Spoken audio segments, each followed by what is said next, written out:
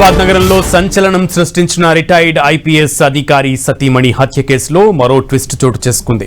పని మనిషి కల్పనతో సహా ముఠాలో 7 వ్యక్తుల ప్రమేయం ఉన్నట్లు పోలీసులు గుర్తించారు. ఇప్పటికే నేపాలీ గ్యాంగ్లోని ఒక వ్యక్తిని జూబ్లీహిల్స్ పోలీసులు అరెస్టు చేశారు. అటు ముంబాయిలో పట్టుబడిన సునీల్ పరియార్ అనే వ్యక్తిని విచారించిన పోలీసులు పలు కీలక విషయాలు రాబట్టారు. గ్యాంగ్ సభ్యుల్లో 3 ఇప్పటికే సరిహద్దు దాటి నేపాల్ వెళ్లిపోయినట్లుగా పోలీసులు గుర్తించారు. అలాగే మరో 3 కూడా దేశం దాటి ఉండొచ్చని పోలీసులు అనుమానిస్తున్నారు. దీంతో పాటుగా సునీల్ పరియార్ ఇచ్చిన ఆధారంగా ముంబైలో తులం బంగారం రికవరీ చేసినట్లు పోలీసులు తెలిపారు.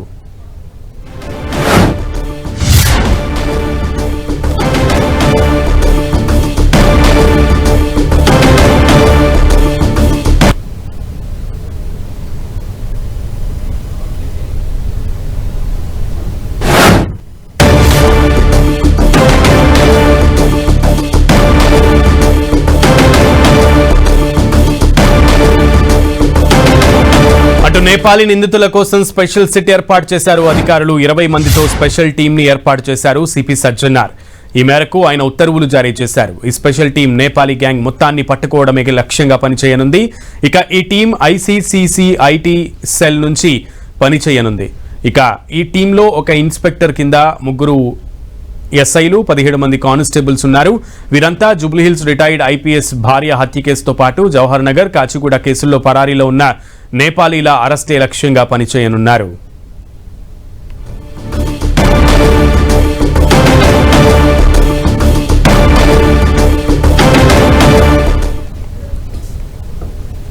నేపాలీ గ్యాంగ్ మొత్తాన్ని కూడా పట్టుకోవడమే లక్ష్యంగా ప్రత్యేక సిట్ ని ఏర్పాటు చేశారు సిపి సజ్జనార్. దీనికి సంబంధించి పూర్తి సమాచారం మా ప్రతినిధి కిరణ్ అడిగి తెలుసుకుందాం. కిరణ్,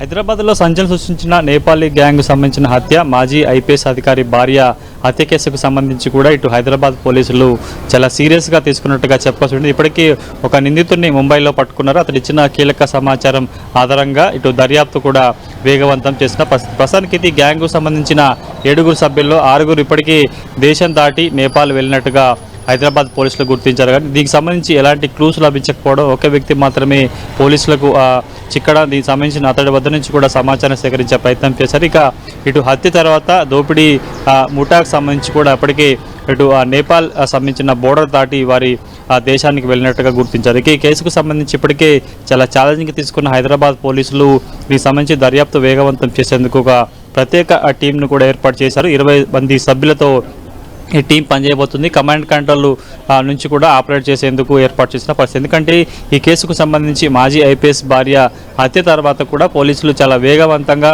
ఇటు దేశంలోని వివిధ ప్రాంతాలకు సంబంధించి ప్రధాన నగరాలతో పాటు నేపాల్ బోర్డర్ వద్ద కూడా ప్రత్యేక గస్తీ కాశారు. ప్రత్యేక టీమ్స్ను కూడా అక్కడికి పంపించిన పరిస్థితి కనిపిస్తుంది. అప్పటికే వారు దేశం దాటి విడిచిపోయినట్టుగా ఇటు పోలీసులు కూడా గుర్తించారు. కేవలం వీరు దోపిడీ తర్వాత, హత్య చేసిన తర్వాత కూడా ఎవరికి వారు టీమ్స్ వైడ్గా విడిపోయి వివిధ ప్రాంతాల్లో కూడా వారికి సంబంధించిన బంగారు వస్తువులను అమ్మేసి ఆ తర్వాత కూడా వాటాలు పంచుకొని కూడా వెళ్ళిపోయినట్టుగా గుర్తించిన పరిస్థితి కనిపిస్తుంది. కాబట్టి కీలకంగా వ్యవహరించిన కల్పన అనే మహిళకు సంబంధించి కూడా ఇప్పటికే ఆమె దేశం దాటి విడిచిపోయినట్టుగా ప్రాథమికంగా నిర్ధారణకు వచ్చారు హైదరాబాద్ పోలీసులు. కానీ ఈ కేసుకు సంబంధించి ఎటువైపు వెళ్ళినా కానీ ఎలాంటి క్లూస్ లభించకపోవడం, ఒక వ్యక్తి మాత్రమే ముంబైలో వాళ్ళ ఆచూకీ కనుగొన్న నేపథ్యంలో ప్రస్తుతానికైతే అతడిచ్చిన క్లూస్ ఆధారం కూడా దర్యాప్తు కొంత వేగవంతం చేశారు. కానీ ప్రస్తుతానికైతే ఈ 6 సభ్యులు మహిళతో పాటు మరికొంతమంది ముఠా సభ్యులు కూడా ఇప్పటికే ఆ దోపిడీ తర్వాత కూడా వివిధ మార్గాల్లో దేశం వదిలి వెళ్ళిపోయినట్టుగా హైదరాబాద్ పోలీసులకి కొంత సమాచారం ఉంది. కానీ ప్రస్తుతానికైతే